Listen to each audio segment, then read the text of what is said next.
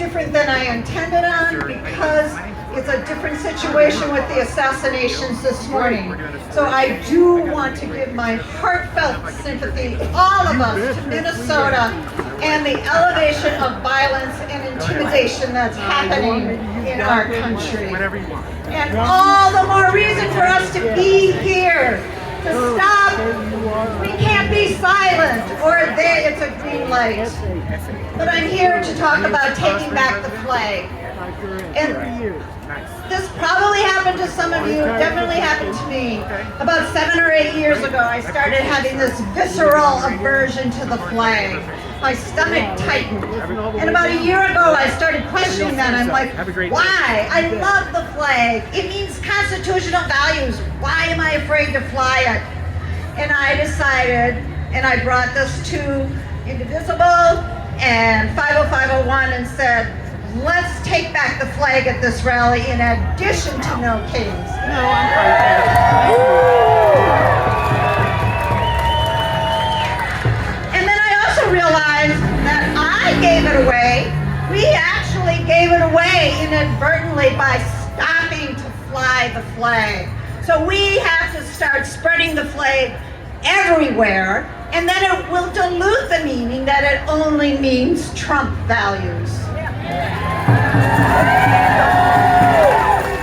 It means constitutional values, and this can change. I just had it happen to me last week. I was walking into Ace Hardware, and they had their big aisle lined with flags, and before I knew it, I realized, in retrospect, I'm happy about that. So it can change for us. Let's change this as a symbol of against Trump values.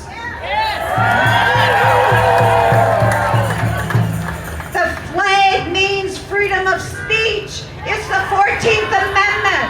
It does not mean intimidation. It does not mean censorship. It does not mean punishment and tackling and arresting people and withdrawing funds if you don't have the party line. The flag means life, liberty, pursuit of happiness, and property for all. It doesn't mean white supremacism. It doesn't mean just for the rich. This is also clearly in the 14th Amendment.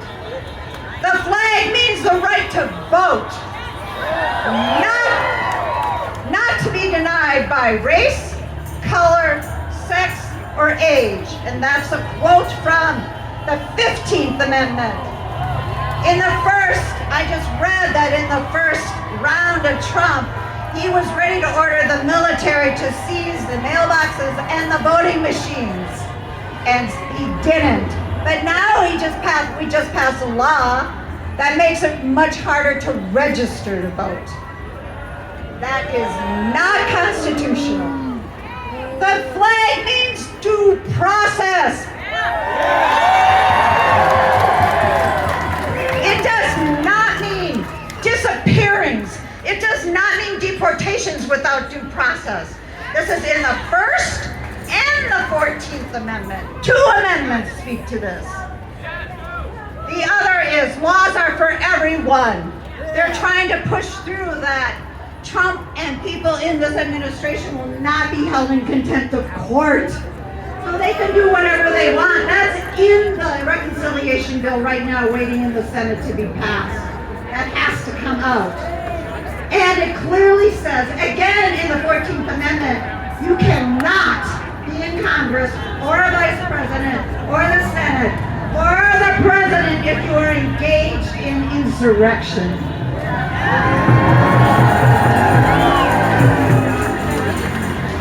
Our forefathers were terrified of having a king. So the first 3 articles of the amendment, the first 3 are delineating the 3 branches of our government, so no one branch would be fully in charge. That's how much they were afraid of the king. That's how much they were afraid of authoritarianism. That's how much they were afraid of fascism. And so, which is what he's trying to do, obviously. So whose flag is it? This is our flag. Whose